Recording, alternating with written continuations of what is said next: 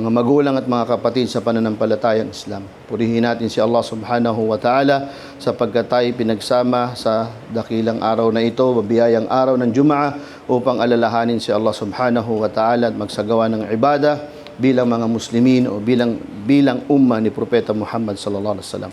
Kabilang sa papuri kay Allah subhanahu wa ta'ala ay ang pagkakaroon natin ng ganap at perpektong relihiyon. Sabi ni Allah subhanahu wa ta'ala, "Al-yawma akmaltu lakum dinakum wa atmamtu alaykum ni'mati wa raditu lakumul Islam dinan." Sinabi ni Allah sa araw na ito, al-yawm ay ginawa ni Allah subhanahu wa ta'ala ang ganap, perpekto ang relihiyong Islam. Wa raditu lakumul Islam dinan.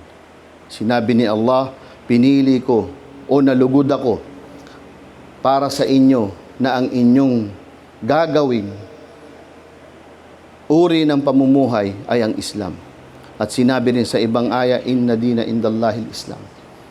Tunay nga na ang Islam ang relihiyon na kikilalanin ni Allah subhanahu wa ta'ala.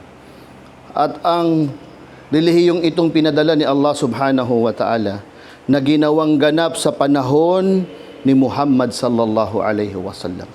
Ang Islam, ito'y pagsukot, pagtalima, pagkilala sa nag-iisang Diyos at pagsamba ayon sa kanyang kinalulugdan, ay pinadala sa lahat ng mga sugo ni Allah subhanahu wa ta'ala.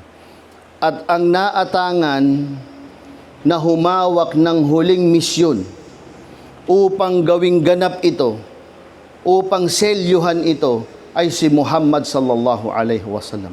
Tinatawag natin siyang Khatamun Nabi. Siya yung huling propetang ipinadala ni Allah subhanahu wa ta'ala. Siya ang nagganap ng relihiyon at kay Propeta Muhammad sallallahu alaihi wasallam ibinaba ang Quran. Salita ni Allah subhanahu wa ta'ala upang maging gabay ng sangkatauhan. Shahru Ramadan alladhi unzila fihi al-Quran hudan linnas wa bayyinati minal huda wal furqan. Sabi ni Allah, buwan ng Ramadan nang binaba ang Quran kay Propeta Muhammad sallallahu alaihi wasallam para maging guidance ng tao. Ito'y binigay kay Propeta Muhammad sallallahu alaihi wasallam. At ang misyon bilang huling propeta ay isa sa pinakamahirap na gampanin ng sino mang sugo. Kaya nga kinilala si Propeta Muhammad sallallahu alaihi wasallam na pinakadakilang sugo ni Allah subhanahu wa ta'ala dahil sa bigat ng misyon na nilagay sa kanya. At dito sa misyong ito ay nagtalaga din. Pumili rin si Allah subhanahu wa ta'ala ng makakasama ni Propeta Muhammad sallallahu alaihi wasallam. Hindi ito nangyari lang. Ito'y planado mismo ni Allah subhanahu wa ta'ala kung sino-sino ang magiging kasama ni Muhammad sallallahu alaihi wasallam upang gampanan ng kanyang misyon at silang magpapatuloy ng misyon ni Propeta Muhammad sallallahu alaihi wasallam. Sino to? Sabi sa Quran, was-sabiquna al-awwaluna minal muhajirin wal ansar walladhina ittaba'ahum bi ihsanin radiyallahu anhum wa radu'an. Sabi sa Quran, as-sabiquna al-awwaluna. Ang mga nangauna daw sa atin. Sino to? Tinawag silang ang mga al-muhajirin wal ansar. Ito ang dalawang kasama ng Rasul sallallahu alaihi wasallam. Kung tawagan natin sila ay mga sahaba. Ibig sabihin ng sahaba ay mga kasamahan. Sahabatun Nabi sallallahu alaihi wasallam, mga kasamahan ni Muhammad sallallahu alaihi wasallam. At sabi ng mga ulama, sino itong mga sahaba? Sila yung mga yumakap sa pananampalatayang Islam at nakasama nila at nakita nila si Propeta Muhammad sallallahu alaihi wasallam at namatay silang mga Muslimin. Nalugod sa kanila si Propeta Muhammad sallallahu alaihi wasallam at namatay silang nasa pananampalatayang Islam. Ito ang mga sahaba at nasa dalawang bahagi sila. Al-muhajirina, sino tong mga muhajirin? Muhajirin, sila yung mga lumikas mula sa salitang hijrah. Lihijra, inutos ito ni Allah subhanahu wa ta'ala sa mga Muslim nang sila'y pinepersecute sa Makkah. Pinepersecute sila sa Makkah at inutusan sila ni Allah subhanahu wa ta'ala na magsagawa ng hijra. Kaya ang tawag sa kanila, muhajirun. Al-muhajirin ang tawag sa kanila. Lumikas sila. Sila ang mga unang kasamahan ng Propeta Muhammad sallallahu alaihi wasallam. Sila ay mga pinahirapan sa Makkah. Sila ang mga pinagpapapatay sa Makkah. Kinuha ang kanilang mga kayamanan at inutusan sila ni Allah, lumikas kayo papunta sa Madina. Habang lumilikas sila, may isang grupo naman ng mga sahaba sa Yathrib na kung tawagin natin sa panahon natin ngayon ay Madina. Ang sumalubong sa mga al-muhajirun, ang mga muhajirun, sinalubong sila, tinawag naman itong mga sahaba na to na mga ansar. Ansar, mula sa salitang nasar, ibig sabihin mga nagbigay ng tulong. Nagbigay ng tulong. Sila yung mga tumulong sa mga muhajirun at nabuo ang mga tao na tutulong kay Propeta Muhammad sallallahu alaihi wasallam upang itaguyod ang Islam at upang ipagpatuloy ang Islam kahit napawala na ang Propeta Muhammad sallallahu alaihi wasallam. At sabi ni Allah subhanahu wa ta'ala, radiyallahu anhum wa radu'an. Kinalugdan daw sila ni Allah subhanahu wa ta'ala at nalugod sila kay Allah subhanahu wa ta'ala. Kaya nga naman, kapag nababanggit ang mga pangalan ng mga sahaba, Abu Bakar as-Siddiq, Omar radiyallahu anhu, Uthman bin Affan, Ali ibn Abi Talib radiyallahu anhum ajmain, binabanggit natin yung radiyallahu anhu. Pag nababanggit ang pangalan ng sahaba, dinudugtungan natin. Halimbawa, nabanggit mo ang pangalan ni Omar, babanggitin mo radiyallahu anhu. Ano ibig sabihin to? Kinalugdan siya ni Allah. Bakit? Mismo si Allah subhanahu wa ta'ala nagsabi sa banal na Quran, radiyallahu anhum. Nalugod si Allah subhanahu wa ta'ala sa kanila, wa radu anhu. At sila ay nalugod kay Allah subhanahu wa ta'ala. At sa pagpapatuloy ng aya, sinabi ni Allah subhanahu wa ta'ala, wa a'adda lahum jannatin tajri min tahtihal anhar. Pinangakuan sila ni Allah. Sino to? Etong mga tinatawag na as-sabiqun al-awwaluna. Yung mga nauna, yung mga sahaba, yung mga tumulong kay Propeta Muhammad sallallahu alaihi wasallam ay pinangakuan sila ni Allah subhanahu wa ta'ala.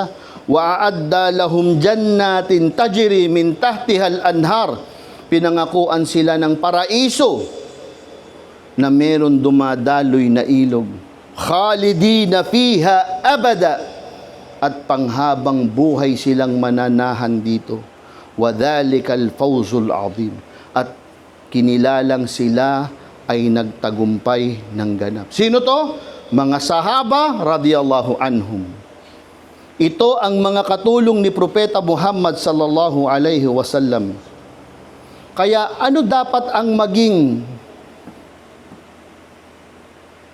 pakikitungo, pagkilala ng mga Muslim sa mga tumulong kay Propeta Muhammad sallallahu alaihi wasallam? Sabi sa Quran, walladina ja'u min ba'dihim, tayo yun, silang mga dumating pagkatapos nila, yaquluna rabbana ighfir lana wa li ikhwanina alladhina sabaquna bil iman.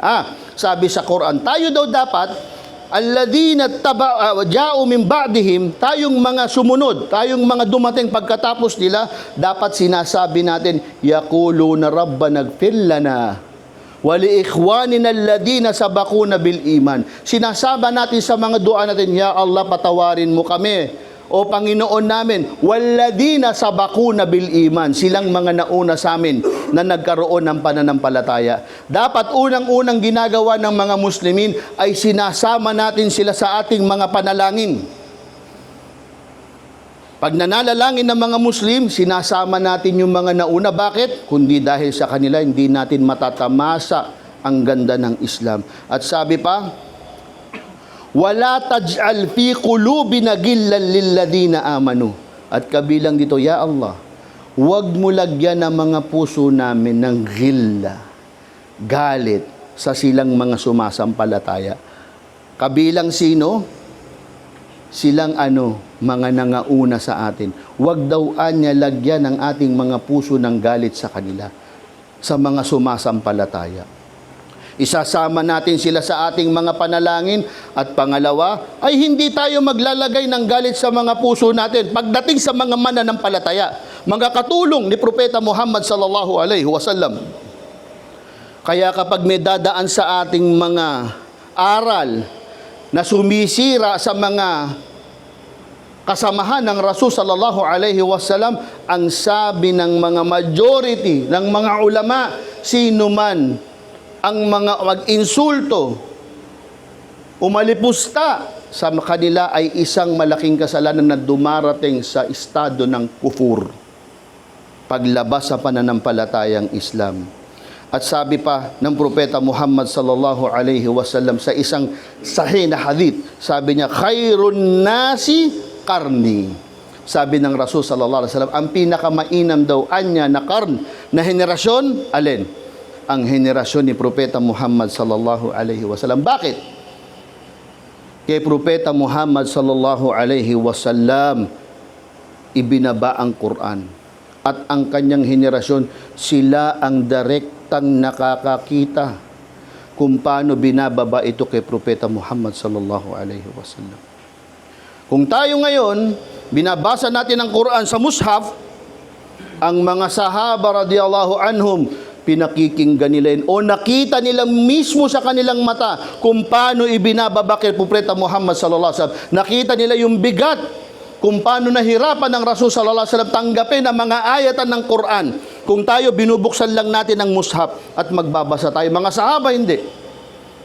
Nakikita nila na binababa kay Propeta Muhammad sallallahu alaihi wasallam at binabanggit sa kanila first hand ang mga ayatan ng Quran. At ang henerasyong ito, kung tayo gusto nating matuto ng sala, nagbubukas tayo ng mga aklat ng fiqh, ang mga sahaba hindi. Natututo sila ng sala habang pinanunood si Muhammad sallallahu alaihi wasallam. Sabi pa sa mga hadith, pag nagwuwudu ang Rasul sallallahu alaihi wasallam, ay nag-uunahan ng mga sahaba sa pagpatak ng tubig mula sa katawan ni Propeta Muhammad sallallahu alaihi wasallam. Kung nag-aaral tayo, gusto natin mag-umrah, mag-hajj, magbubuklat tayo ng libro o magkukuha tayo ng guide natin. Ang mga sahaba hindi. Ang mga sahaba, mismong ang Rasul sallallahu alaihi wasallam, ang nakita nilang naghahajj, nag-umrah kasama nila. Kaya sabi ng Rasul sallallahu alaihi wasallam, khairun nasi qarni. Ang henerasyon ko, kung hindi matuwid at pinili ni Allah subhanahu wa ta'ala ang mga sahaba, hindi makakarating ang Islam sa atin. Kung paano nagsala ang Propeta Muhammad sallallahu alaihi wasallam, bawat yugto, lahat ng mga posisyong ginagawa ng Propeta Muhammad sallallahu alaihi wasallam, paano natin malalaman ito? Paano natin nalaman na ganito ang pagtakbir, ganito ang ruku, ganito ang sujud? Dahil ito ay mismo ang mga sahaba radiyallahu anhum ang nakapanood nito at sila ang nagdala nito sa atin. Kaya nga ang sabi ng Rasul sallallahu alaihi wasallam, thummal ladina yalunahum, thummal ladina yalunahum.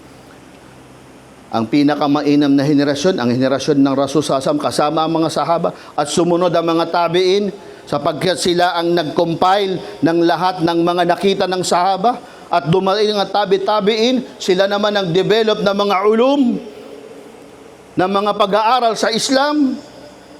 Kaya tayo nagsasala, kaya tayo nag-aayuno sa Ramadan ng tama kung paano ginawa ni Propeta Muhammad sallallahu alaihi wasallam. Bakit? Dahil sa mga sahaba ng Rasul sallallahu alaihi wasallam. Dahil sa kanila, kaya tayo merong Islam na pinagmamalaki sa mundo na hindi na bago. Kaya kung paano tayo magbasa ng Quran, lahat ng ginagawa natin, na pinagmamalaki natin, na ganito ito ginawa ni Propeta Muhammad sallallahu alaihi wasallam, lahat ng ito ay utang na loob natin sa mga sahaba ng Rasul sallallahu alaihi wasallam. Kaya nga naman sabi ni Propeta Muhammad sallallahu alaihi wasallam, la tasubbu ashabi. Sabi niya, huwag niyong laitin Huwag niyong pagsabihin ng masama ang aking mga sahaba. Sino may sabi? Ang Rasul sallallahu alaihi wasallam. Bakit? Fawalladhi nafsi biyadi. Sabi ng Rasul sallallahu alaihi wasallam, sumpaman sa kanyang may hawak ng aking kaluluwa. Sabi ng Rasul sallallahu alaihi wasallam, law anna ahadukum anfaqa mitlu uhudin dahaban ma balaga mudda ahadihim wala nisf. Sabi ng Rasul sallallahu alaihi wasallam, isinusumpa ko sa kanya na may hawak ng aking kaluluwa kahit na gumastos kayo ng ginto na kasing laki ng bundok ng Uhud, hindi nito maaabot ang mga pananampalataya ng sahaba, ni hindi kalahati. Kahit na magbayad daw tayo ng ginto na sinlaki ng Jabalul Uhud, ng bundok na sindami ng ginto, para magbayad tayo, para lang tumbasan natin ang iman, ang sakripisyo, ang pagmamahal ng mga sahaba. Sabi ng Rasul sallallahu alaihi wasallam, hindi nyo kayang abutan. Ni hindi kayo mangangalahati. Kaya sabi niya, la tasubbu ashabi. Kaya sabi ng Rasul sallallahu alaihi wasallam, huwag nyo pagsalitaan ng masama ang aking mga sahaba. Kaya mga magulang at kapatid sa pananampalatayang Islam, ang sahaba ang isa sa pundasyon ng ating pananampalataya. Mahalin natin ang mga sahaba ng Rasul sallallahu alaihi wasallam. Ipagtanggol natin ang mga sahaba ng Rasul sallallahu alaihi wasallam sa mga masasamang salita. At kung may daraan sa atin ng mga paninira, panlalait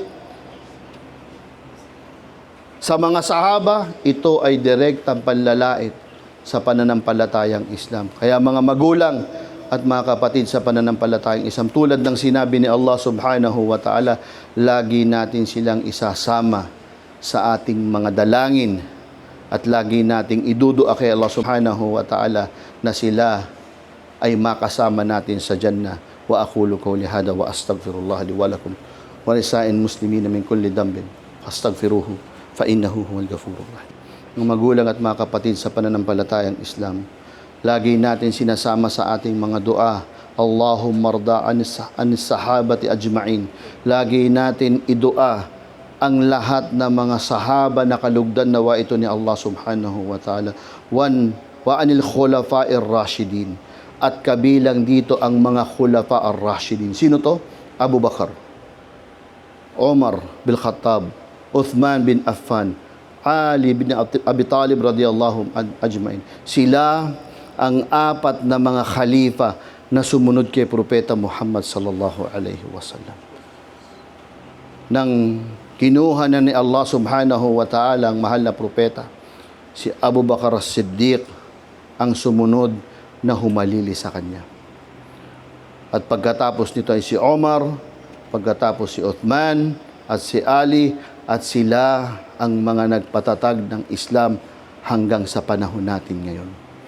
Kaya uulitin natin ang sinabi ni Allah subhanahu wa ta'ala, was-sabiquna al-awwaluna minal muhajirin wal ansar walladhina tabauhum bi ihsanin. Ang silang mga nangauna sa atin, ang mga muhajirin at ansar. Obligado nating mga Muslim, obligasyon nating mga Muslim na mahalin ang mga sahaba sapagkat sa kanila natin kinuha ang ating pananampalataya. At sila ay kinalugdan ni Allah subhanahu wa ta'ala. Sila ay pinangakuan ni Allah subhanahu wa ta'ala na papasok sa paraiso. Sila ang nagsakripisyo, kaya meron tayong pananampalataya ngayon.